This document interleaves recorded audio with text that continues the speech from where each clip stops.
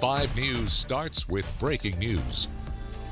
We begin tonight with breaking news. Grant Hardin, the escaped convicted murderer and rapist, has been captured. The Stone County Sheriff's Office is confirming that he was captured this afternoon around 3:45. The Stone County Sheriff's Office also added that the public is no longer in danger. Hardin had been on the run for nearly 2 weeks after escaping from the North Central Unit in Calico, Arkansas. These are some new images coming to us now of Hardin as he was taken into custody there. Izard County Sheriff's Office says he was captured 1.5 miles northwest of the prison. He was found by law enforcement near Moccasin Creek in Izard County. They say tracking dogs were able to pick up on his scent in the area there. They also added the officers fingerprinted Hardin to confirm his identity. Hardin was originally put in prison for murder. The victim's family member, current Gateway Mayor Cheryl Tillman, tells us that she's grateful Hardin was caught and that no one was hurt.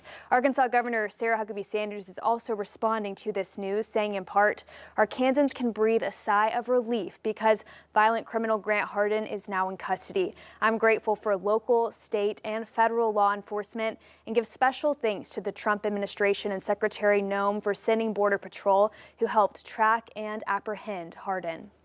Tonight, people in the River Valley are picking up after a likely tornado ripped through this morning. Take a look at this drone video captured by Chief Meteorologist Scott Covert from Sky 5. You can see the extent of the damage there, from roofs ripped off homes to belongings tossed around. Crawford County Emergency Management tells us nearly 50 structures have damage, with a dozen of those considered extensive or destroyed. The hospital reported 3 people came in with minor injuries. Yeah, and unfortunately, it was a alarming and active start to the day today. Fortunately, though, once the afternoon started to get kicked off, we were seeing calm skies across the area. Radar continues to be calm, so this evening it's going to be rather pleasant across the area with some of that sunshine and those warmer temperatures. Unfortunately, once we get to the overnight hours, this is when we're going to start to see some additional storms across portions of the area. So before we begin, not everyone's going to see strong to severe storms, but you need to be aware of the risks that we have overnight tonight. Additional risk for some storms capable of large hail, damaging winds, and a low but not zero tornado risk.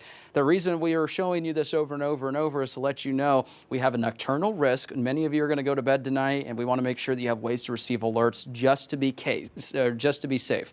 Not everyone's going to see strong to severe storms, but it's better to have multiple ways to receive alerts for the risk that is at play, just to be, better safe than sorry. So we have this nocturnal risk we're going to be looking at, but for right now, pleasant 80 in Bentonville with some clear skies, 86 in Fort Smith. Exact details and timing coming up here in just minutes. All right, thank you, Joshua. Well, now let's go out live to 5 News anchor Jo Ellison. She's live there in Van Buren in one of the hardest hit areas from the storm. And Jo, multiple families are without a home in that neighborhood. Yeah, but thankfully, those who live in this area, they have their neighbors to rely on. We've witnessed that all day, neighbors helping neighbors. That's because they're facing devastation just like this. Take a look at this home right here. This belonged to a 77-year-old woman who was in her bed asleep at the time whenever the storm came through. It took the roof, and all of a sudden her family says she was looking at the sky and it was raining on her. Now the home next to this one, very similar. We spoke to the girl there who lives with her grandma and grandpa. Here's her story.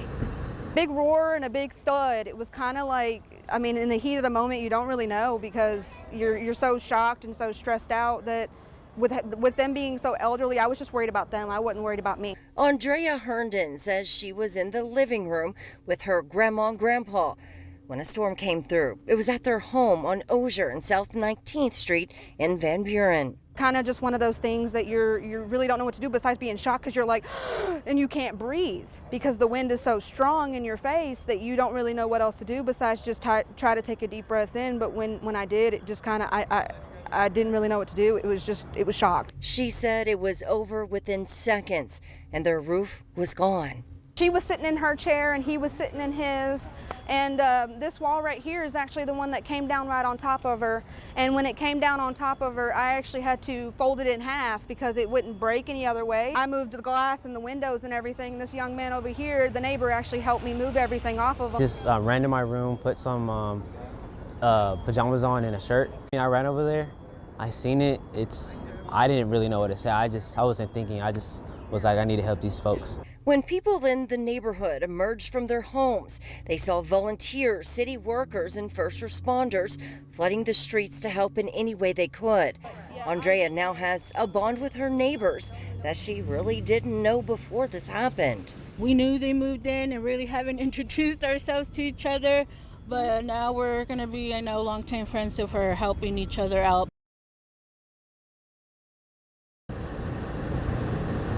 Well, throughout this, thankfully, no serious injuries came from this. Andrea saying that her grandma and grandpa, they are in the hospital this evening, but minor injuries. Now, what's ahead is more cleanup. There's a lot still to do because, you see this laying on the ground. That's all over this neighborhood. Red Cross is on site helping families with immediate need.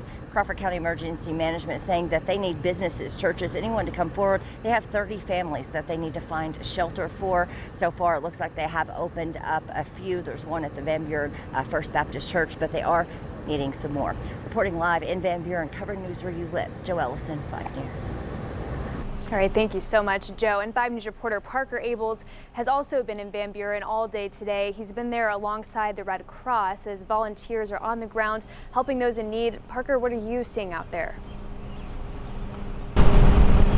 Well, Morgan, I spoke with many people who were impacted by the storms today. One woman who lost her home after over 17 years, one of dozens of people who have no place to call home tonight. I spoke with Bruce Thomas with the American Red Cross about the disaster response here in Van Buren. So far, they say many families have been displaced by the storm damage.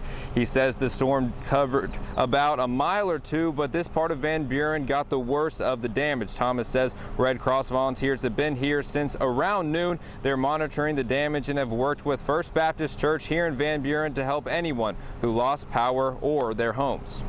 Shelter will accommodate anyone who is displaced by this tornado. There are about 25 to 30 families that are without power and being displaced due to damage to their homes. And so there are cots, there's food, and the American Red Cross will be coming through and surveying the damage and then helping with some assistance that will be given out probably early next week.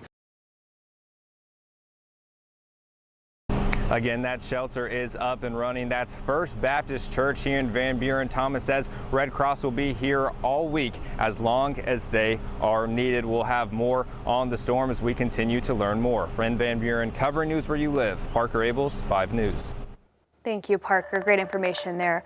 Former Rogers psychiatrist Brian Hyatt, set to go to trial later this year for Medicaid fraud, has been arrested for public intoxication. Hyatt's booking information says he was arrested on Thursday by the Rogers Police Department. He was released the next day on written promise in lieu of bond. Hyatt was the former director of the Northwest Medical Behavioral Health Unit and a former Arkansas State Medical Board member. He was arrested in 2023 and charged with Medicaid fraud.